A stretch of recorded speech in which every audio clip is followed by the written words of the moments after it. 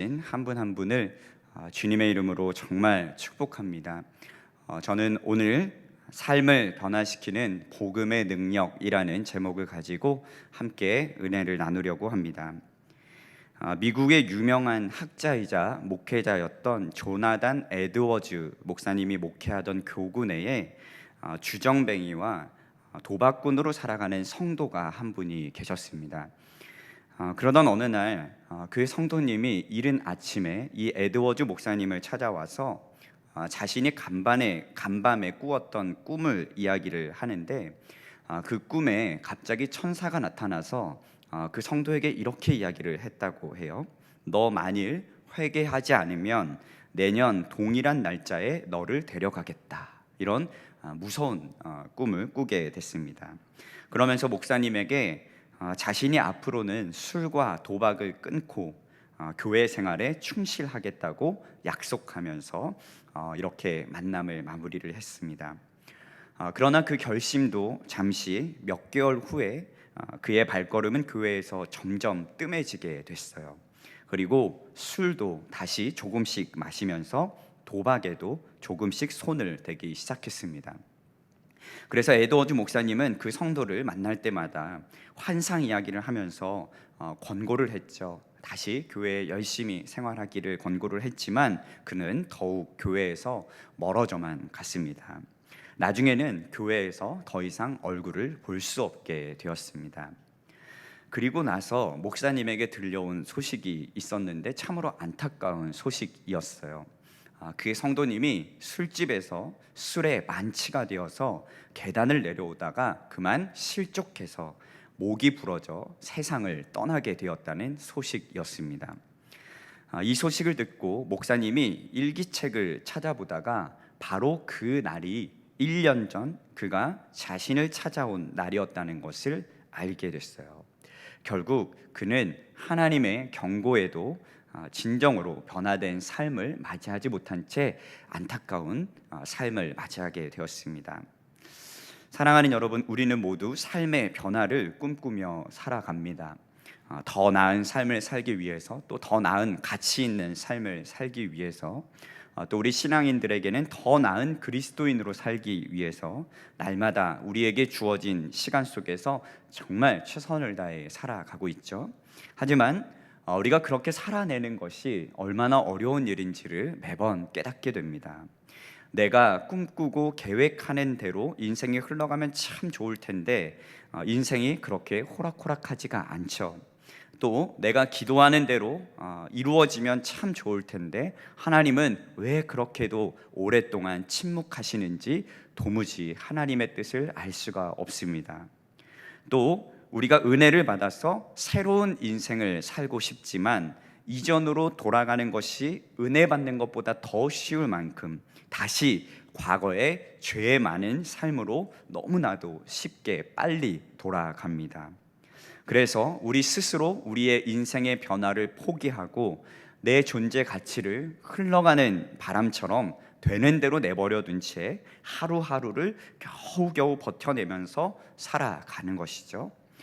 그래서 주님 안에서 누릴 수 있는 진정한 행복과 평안은 누리지 못한 채 그렇게 꾸역꾸역 신앙생활을 하고 있습니다. 여러분, 저는 어릴 때 강원도 정선과 태백이라는 곳에서 자랐는데 주변에는 산이 많았고 주 산업이 석탄을 캐는 광산이었기 때문에 저는 이 도시라는 개념, 그러니까 서울이라는 곳을 너무나도 가보고 싶었어요. 그런데 청소년기가 될 때까지 대도시에 해당되는 지역을 거의 못 가봤습니다. 그러니까 서울이라는 지역은 거의 못 가본 것 같아요. 그래서 중고등학교를 보내면서 제가 강원도를 벗어나서 대학에 갈 수 있다는 생각을 아예 하지 않고 살았죠. 사실 저는 성적이 좋지 않았기 때문에 내가 대학을 갈 수 있는 것만 해도 감지덕지다 이렇게 하면서 살았던 것 같아요. 그러다가 제가 큰 은혜를 받고 대전에 있는 신학교를 가게 되었는데 처음으로 강원도를 벗어나서 말 그대로 유학길에 오르게 된 겁니다. 제 인생에 있어서 전환점이었고 정말 나름대로 큰 사건이었는데 그렇게 부푼 꿈을 안고 대학을 들어가서 정말 즐겁고 행복한 시간만 있을 줄 알았는데, 오히려 제 인생에 대해서 여러 가지 고민이 생기기 시작했어요. 나는 어디로부터 와서 어디로부터 가는 걸까? 나는 도대체 이 땅에 왜 태어난 걸까? 나는 앞으로 어떻게 살아가야 할까? 목사나 선교사가 되어서 입에 풀칠이나 하면서 내가 살아갈 수 있을까? 그렇게 끊임없이 저 자신에게 질문하고 고민했지만 쉽게 답을 얻을 수가 없었습니다. 오히려 이 지방에 있는 학교를 나와서는 도저히 경쟁력도 없고 한계에 다다르겠다는 생각에 더 높은 곳을 바라봐야겠다라는 생각만 갖게 되었죠. 그렇게 해결되지 못한 인생의 문제를 가지고 우연한 기회에 남들이 그렇게도 가고 싶어하는 좋은 대학원을 가게 되었는데, 그때부터 왠지 모를 성취감과 으쓱함 때문에 서울 생활을 그때부터 막 즐기기 시작한 거예요. 저는 그러면 되는 줄 알았습니다. 좋은 대학원에 합격을 하면 제 인생이 보장되는 줄 알았어요. 그리고 제 안에 있는 이 근본적인 많은 고민들이 해결될 줄 알았습니다. 그러니까 제 인생 자체가 변화될 줄 알았던 것이죠. 그런데 그것이 아니었어요. 이후에 제가 사역을 나가는 교회에서 정말 최선을 다해서 사역을 했어요. 큰 교회에서 많이 배우고 경험하고 느끼고 부딪히면 제 안에 있는 이 고민이 완전하게 해결이 될 줄 알았습니다. 그러면 되는 줄 알았는데 그것도 아니었어요. 제 삶은 여전히 변하지 않았습니다. 자, 여러분, 많은 사람이 착각하는 것 중에 하나가 뭐냐면 교회에 나오면 당연히 삶이 변화된다라는 명제입니다. 그런데 여러분도 알다시피 교회에 나온다고 해서 삶이 꼭 변하는 것은 아닙니다. 무슨 말이냐면 예배를 드린다고 해서, 그리고 기도한다고 해서, 말씀을 읽는다고 해서, 교회를 오래 다녔다고 해서 삶이 꼭 변하는 것은 아니라는 것이죠. 어느 정도 변할 수는 있겠지만 근본적인 변화는 경험할 수가 없다는 말입니다.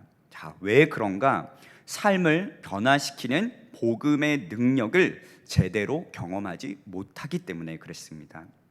여러분, 만약 복음을 제대로 믿고 있다고 생각하는데도 내 삶이 조금도 변하지 않는다면 그것은 복음을 제대로 알지도 못하고 경험하지도 못하고 누리지도 못하고 믿고 있지 못하는 것입니다.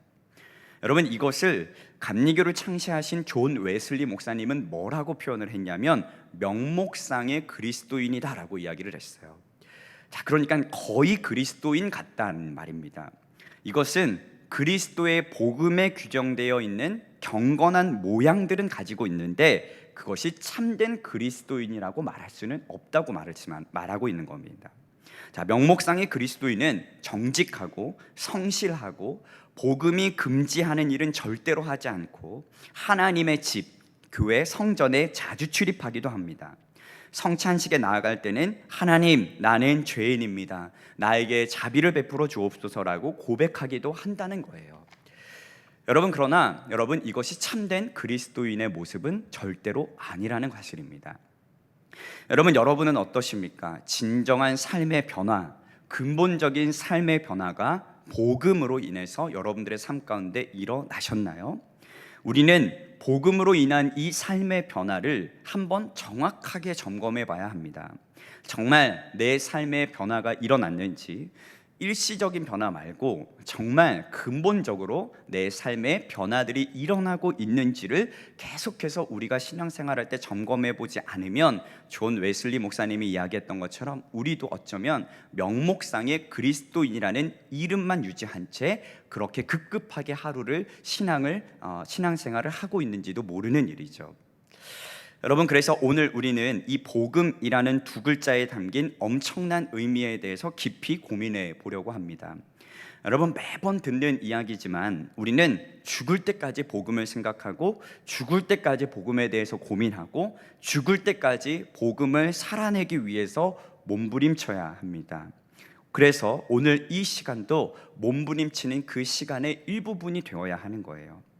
여러분, 일단 우리는 그렇다면 우리는 왜 복음을 깊이 경험하지 못하는가에 대해서 한번 고민해 볼 필요가 있는데, 저는 아마도 복음에 대한 거부감이 점점 커지기 때문은 아닐까 한번 생각해 보았습니다. 여러분, 요즘 교회에서 복음이라는 이 단어를 꺼내면 많은 사람들이 손사래를 칩니다. 알게 모르게 복음에 대한 지루함을 많은 성도들이 느끼게 되거든요. 왜 그러냐면 복음의 능력으로 살아가는 것보다 듣는 것에만 너무나도 익숙해져 있기 때문에 그래요. 예수님의 십자가의 복음, 부활의 복음에 대해서 너무 많은 설교, 너무 많은 귀에 따갑도록 이 복음에 대한 설교를 들었기 때문에 어쩌면 너무나도 우리가 친근해져 버린 것이죠. 여러분, 친근해지는 것은 정말 좋은 겁니다. 그런데 그 친근함과 익숙함이 때로는 우리 신앙생활의 독이 되기도 해요. 복음을 자주 생각하고 고민하는 것은 너무나도 좋은 일인데 그대로 살아내지 못하면 때로는 우리의 신앙을 무너뜨리는 분기점이 될 수도 있다는 것을 우리는 꼭 기억해야 합니다. 여러분, 그렇게 되면 이 좋은 소식, 이 복음이요, 좋은 충고로 바뀌게 됩니다. 그래서 복음의 잣대를 가지고 다른 사람들을 판단하게 되는 거죠. 이렇게 살아야 한다, 저렇게 살아야 한다, 그래야 정말 멋진 그리스도인, 세상으로부터 인정받는 그리스도인이 될 수 있다라는 이 잣대들이 우리에게 생겨나기 시작합니다. 그러니까 이렇게 살지 못하면, 복음대로 살아내지 못하면 마치 우리의 인생이, 우리의 신앙이 잘못된 것처럼 판단받으면서 살아가기 때문에 복음이라는 이 두 단어가 좋은 소식으로 우리에게 다가오는 것이 아니라 우리를 올가매고 불편하게 만드는 율법의 결과물로 우리에게 다가올 때가 너무나도 많이 있다는 것이죠. 여러분, 그러나 우리는 꼭 기억해야 합니다. 우리가 믿고 있는 이 복음은 우리를 죄와 죽음에서 건져내는 구원의 소식, 너무나도 좋은 소식일 뿐만 아니라 회복시키고 화해케 하는 복된 소식입니다. 또한 우리를 죄와 죽음에서 생명으로 옮기는 능력임을 여러분 꼭 믿으셔야 한다는 거예요. 여러분, 예수님의 이 십자가 사건은 예수님과 나를 하나로 묶어주는 사건입니다. 내가 주님 안에, 주님이 내 안에 거하는 신비가 어디에서 이루어졌느냐? 십자가에서 이루어졌거든요.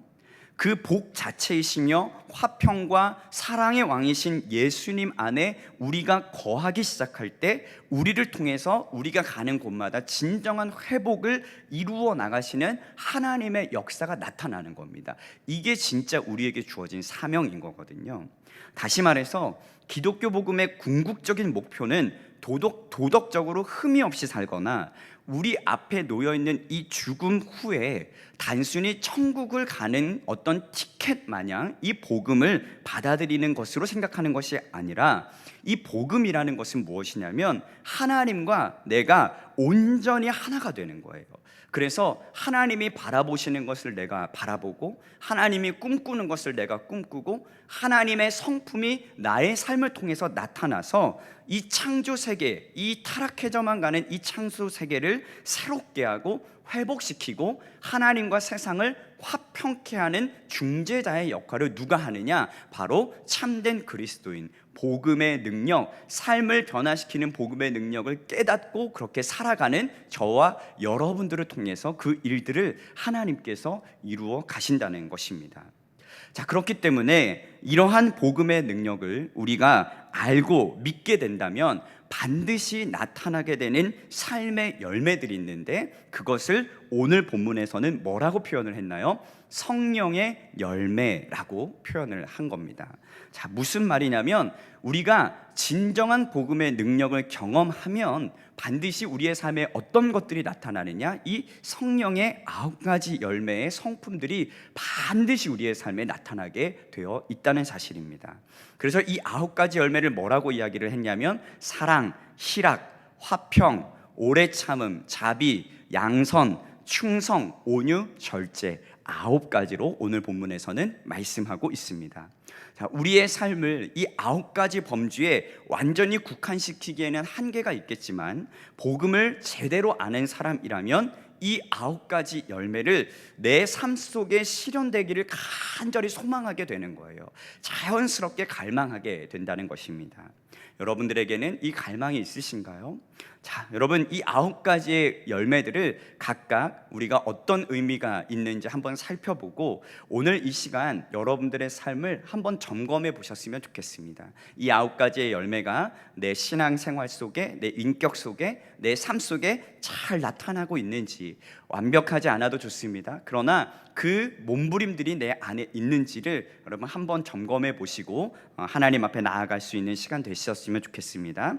자, 여러분, 첫 번째는 뭐냐면 본문에 보니까 사랑이라고 말씀을 하는데요. 여러분, 이 사랑은 다른 이 나머지 8가지의 덕목의 가장 기초가 되는 덕목이에요. 왜냐하면 요한복음 3장 16절과 요한일서 4장 8절에서 말씀하시고 있는데 뭐라고 말씀하고 있냐면 하나님은 사랑이시다라고 말씀하고 있기 때문에 그래요. 자, 본문에서는 이 사랑이라는 단어를 아가페라는 단어를 쓰고 있는데 이것은 무조건적이고 헌신적인 사랑을 의미를 합니다. 곧 하나님께서 우리를 사랑하신 그 사랑을 가지고 우리도 마땅히 서로 사랑하기 시작할 때 진정한 그리스도인이 될 수 있다는 겁니다. 어떤 사랑이요? 무조건적이고 희생적인 사랑이요.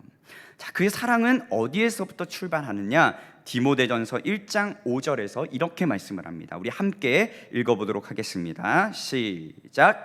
이 교훈의 목적은 청결한 마음과 선한 양심과 거짓이 없는 믿음에서 나오는 사랑이거늘. 아멘.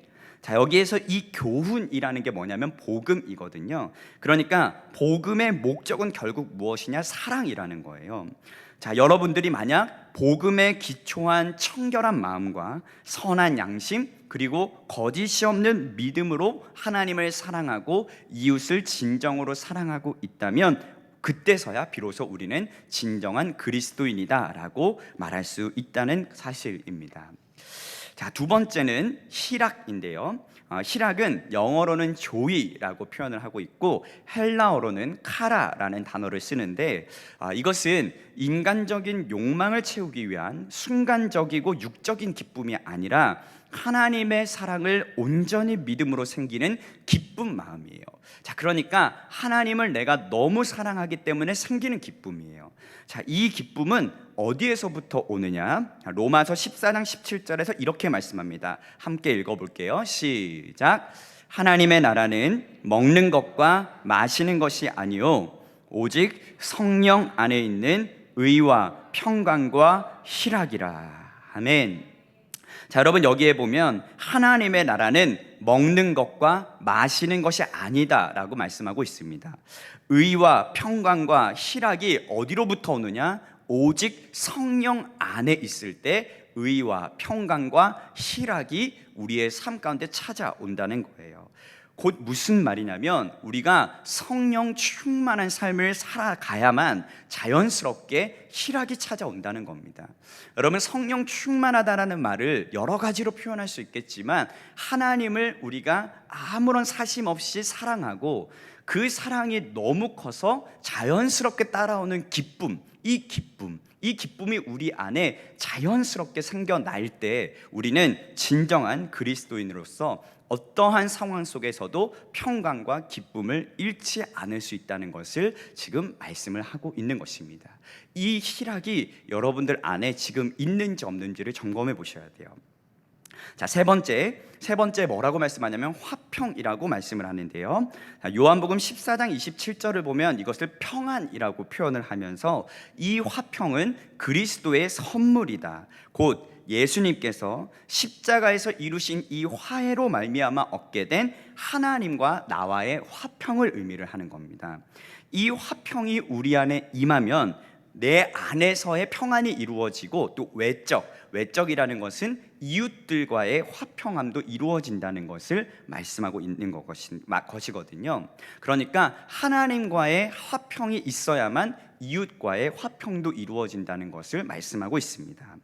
자, 여러분, 이 세 가지, 첫 번째, 두 번째, 세 번째, 사랑과 희락과 화평은요, 누구로부터 얻을 수 있는 거냐면 하나님으로부터 얻을 수 있는 겁니다. 하나님. 자, 인간으로부터는 절대 얻을 수 없는 오직 하나님께서 맺게 하시는 영적인 열매들이라는 것입니다. 자, 이 세 가지 열매들이 우리의 삶에 선행적으로 맺어지게 되면 그 뒤를 이어서 네 번째, 다섯 번째, 여섯 번째 열매들이 맺어지게 된다는 거예요. 그러니까 이 세 가지 열매, 사랑, 희락, 화평이 하나님으로부터 우리가 경험할 수가 없으면 나머지 여섯 가지의 계명들도 절대 우리의 삶에서 이루어질 수 없다는 겁니다. 자, 그래서 네 번째가 뭐라고 말씀하고 있냐면 오래 참음입니다. 오래 참음. 자, 여러분, 이 오래 참음이라는 것은 어떤 상황 속에서도 계속해서 자신의 감정을 다스리면서 다른 사람을 관용할 줄 아는 성품을 의미를 해요. 자, 그래서 우리를 향하신 하나님께서 오래 참으신 것처럼 우리도 성도와 이웃을 향해서 오래 참을 수 있는, 내 감정을 다스릴 수 있는 그러한 삶을 살아야 한다는 것을 지금 보여주는 것입니다. 다섯 번째, 이 오래 참음이 나타나면 그 다음에 무엇이 나타나느냐? 자비한 마음이 나타난다는 건데요. 여러분, 이 자비는요, 기본적으로 친절한 성품, 다른 사람에게 기꺼이 봉사하려는 마음을 뜻합니다. 자, 신약에서는 특별히 죄인을 구원하시려는 하나님의 자비하심을 나타낼 때 많이 쓰는데, 그래서 로마서 11장 27절을 보면 이렇게 말씀을 해요. 내가 그들의 죄를 없이 할 때 그들에게 이루어질 내 언약이 이것이라 함과 같으니라 라고 말씀합니다. 곧 자비란 무엇이냐? 내가 죄가 있지만 하나님께서 내 죄를 기억하지 않으시고 무죄한 자로 여기신 겁니다. 그래서 우리는 죄인의 신분이지만 하나님의 자비로 우리가 죄인의 신분에서 자녀의 신분으로 변화가 된다는 거예요. 이게 자비라는 겁니다. 마찬가지로 우리의 이웃을 대할 때 자비를 베풀 수 있는 그리스도인은 어떤 그리스도인이냐? 바로 이 복음의 능력을 가지고 다른 사람들을 품어주고 관용하고 용서해주고 사랑을 베풀 수 있는 성품을 가지는 자, 이 사람이 바로 복음의 능력을 제대로 경험한 사람이라고 말씀하고 있는 것입니다. 자, 마지막 여섯 번째는 뭐냐면 양선이라고 표현을 하는데요.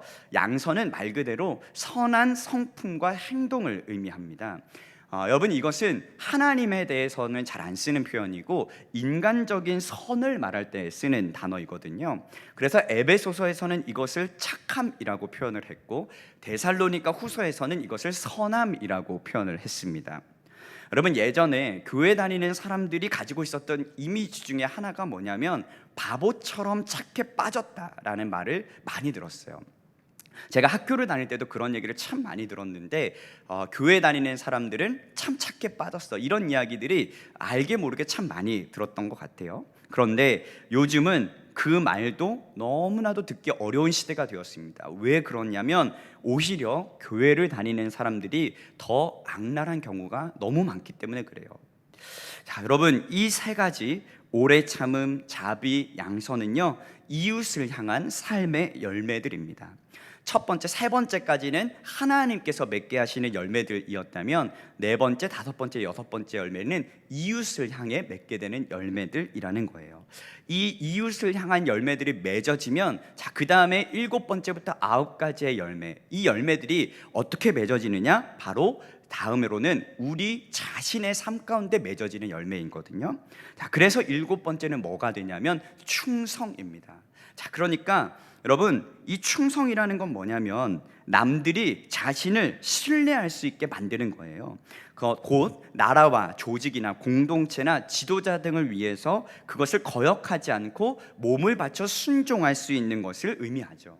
성경에서 보면 모세나 아브라함이나 다니엘 같은 사람들도 세상의 권력에 충성하는 모습을 보입니다. 그것이 하나님을 섬기지 않겠다 이것이 아니라 자신에게 주어진 그 위치에서 정말 최선을 다해서 섬기는 거예요. 그래서 우리가 충성하게 되면 성경에서는 뭐라고 축복하고 있냐면 복이 주어지게 되고 주인의 즐거움에 참여하게 될 것이며 생명의 면류관을 얻게 될 것이라고 말씀을 하고 있는 거예요. 자, 여덟 번째 갖게 되는 성품이 뭐냐면 온유인데요. 자, 이것은 하나님의 말씀에 순종하고 연단이 필요할 때 남의 처지를 사려 있게 살펴주는 사랑의 마음을 뜻합니다. 그러니까 쉽게 화를 내지 않고 평안을 이끄는 따뜻하고 부드러운 마음을 의미를 하는 겁니다. 여러분, 그러니까 신앙생활하면서 특별히 부모님들께서 자녀를 대할 때 화를 내는 것들이 자주 일어나면 한번 점검해 보셔야 돼요. 화가 많은 사람은요 100%입니다. 아직 하나님의 사랑을 완전히 깨닫지 못한 거예요. 다 그렇다고 제가 말씀드리는 건 아니지만, 여러분, 우리가 신앙생활을 하다 보면 가끔씩 올라오는 욱하는 마음이 있잖아요. 그런데 이 욱하는 마음이 하나님의 사랑을 기억하면은 이것을 우리가 다 내려놔야 되는데, 그것을 참지 못하면 어떻게 되는 거예요? 발산되잖아요. 그러면 다른 사람에게 상처 주는 말을 하고, 자녀들에게 상처 주는 말, 성도들에게 상처 주는 말을 거리낌 없이 한다 이거죠. 근데 그것을 자신은 몰라요. 본인은 모릅니다. 그게 가장 문제인 겁니다. 그러니까 여러분, 온유한 자는 타인에 대해서 관대하고, 그리고 죄인에 대해서는 회개할 때까지 인내할 수 있는 마음을 갖게 되는 거예요. 그래서 여러분, 성경에서는 온유한 자에 대해서 주님의 마음을 본받은 자라고 표현을 하면서 온유한 자가 땅을 기업으로 얻게 될 것이다라고 축복하고 있습니다. 자, 마지막, 이 온유의 마음을 갖고 난 이후에 어떤 마음이 생기느냐? 바로 절제하는 마음이 생긴다는 겁니다. 이 절제는 하나님을 향한 것도 아니고요, 타인을 향한 것도 아니고 자기 자신을 향한 미덕이거든요. 원어상으로는 오늘 본문에 쓰인 이 절제라는 단어는요, 성적인 문제들에 있어서의 절제를 의미를 합니다. 곧 다른 말로 육체적인 충동을 억제하는 사람이 되어야 한다는 것을 말하고 있는 거예요. 자, 이것을 위해서는 마음을 다스릴 줄 알아야 하는데, 특별히 잠언에서는 이 마음에 대해서 이렇게 표현을 했습니다. 자기 마음을 제어하지 아니하는 자는 성읍이 무너지고 성벽이 없는 것 같으니라 라고 말씀을 하면서 마음을 잘 지키고 절제할 수 있는 능력을 갖추는 것을 정말 중요하게 봤어요. 자, 여러분, 조금 길었지만 이 9가지의 열매를 제가 쭉 설명해 드렸는데, 자, 여러분들은 어떠세요? 여러분들에게는 이 9가지 열매가 잘 맺어져 있나요? 이 중에 몇 가지가 여러분들의 삶에 잘 나타나고 있습니까? 부족한 것은 무엇이고, 또 앞으로 더 개선해 나가야 할 것은 무엇일까요? 여러분이라는 나무 한 그루가 이렇게 만들어져 있는데, 그 나무에 주렁주렁 달려있는 열매들이 어떤 것인지를 여러분 매일매일 예수님 안에서 점검하며 사셔야 돼요. 그렇지 않으면 우리는 삶을 변화시키는 복음의 능력을 제대로 경험하지 못한 명목상의 그리스도인이 될 수밖에 없다는 사실입니다. 여러분, 여기에 예수님을 인격적으로 만나고 난 뒤에 삶이 완전하게 변화되어서 이 성령의 9가지 열매가 아름답게 맺어진 한 사람이 있는데, 바로 김익두 목사님을 소개해 드리려고 해요. 여러분 많이 들어보셨을 텐데, 여러분, 이 김익두 목사님은 북한 황해도의 안악군 평촌의 부유한 집안의 아들로 태어났습니다. 더 어렸을 때부터 부모님의 사랑을 정말 많이 받고 자랐어요. 그런데 아버지의 갑작스러운 죽음으로 집안의 가세가 기울기 시작하자 그때부터 깡패가 되어서 성격이 굉장히 괴팍해서 아무도 건드리지 못했다고 해요. 매일 술에 취해서 인생을 거의 포기하는 듯한 삶을 살아갔는데, 누가 조금이라도 잘못 건드리면 마구 때리고 닥치는 대로 집이나 물건을 다 부서뜨리는 아주 악랄한 성격을 가지고 있었습니다. 술을 잔뜩 마시고 주막을 나가려고 할 때 술값을 요청하면 그 주인 앞에서 술상을 다 뒤엎고 그 주막을 완전히 그냥 다 뒤집어 엎어서 그냥 주인을 못 살게 구는 아주 난폭한 성격이었습니다.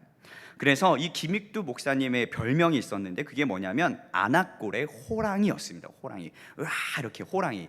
얼마나 성격이 못났으면 호랑이 같은 성격을 가졌다고 그냥 사람들이 막 절레절레 막 손을 흔들면서 싫어할 정도로 그런 성격을 가지고 있었대요.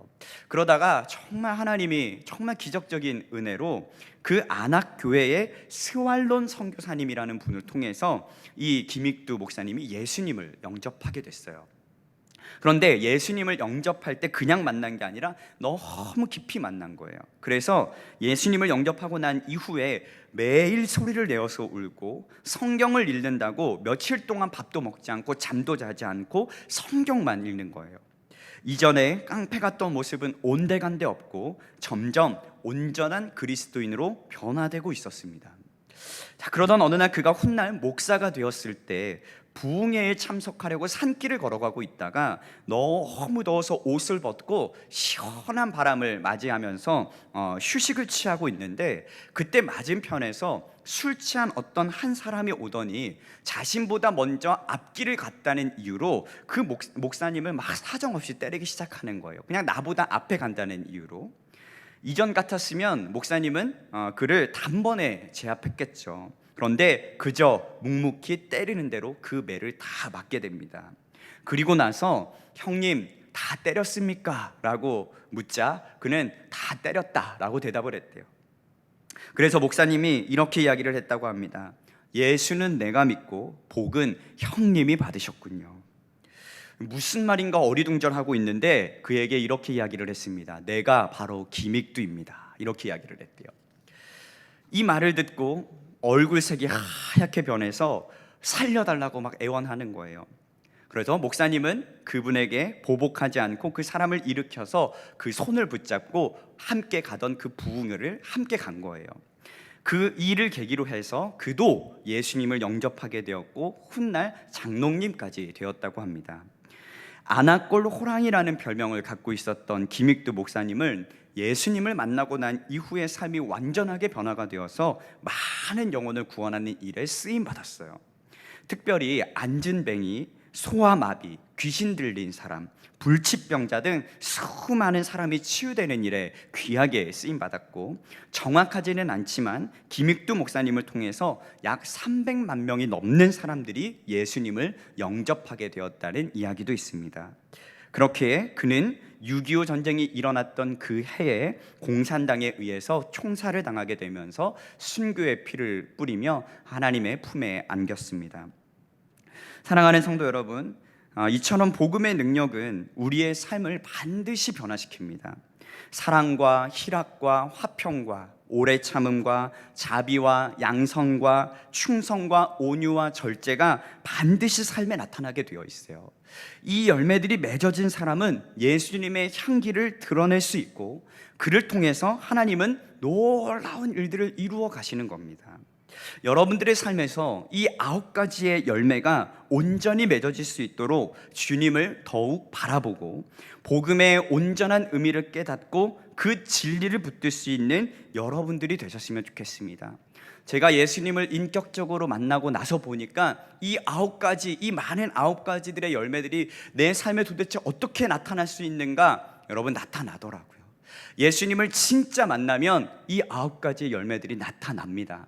때로는 넘어지고요, 때로는 또 실패할 때도 있어요. 때로는 오래 참지 못하고 절제하지 못할 때도 있을 겁니다. 그러나 여러분, 예수님을 만나면, 예수님을 진짜 제대로 만나면, 삶을 변화시키는 복음의 능력을 진짜 만나게 되면 이 9가지의 열매들이 저 천국에 이를 때까지, 내 삶에 완전하게 열매 맺을 때까지 부단히 애쓰고 노력하고 주님 안에 거하기 위해서 늘 주님만을 바라보기로 위해 결단하는 놀라운 일들이 우리 안에 반드시 일어나게 된다는 겁니다.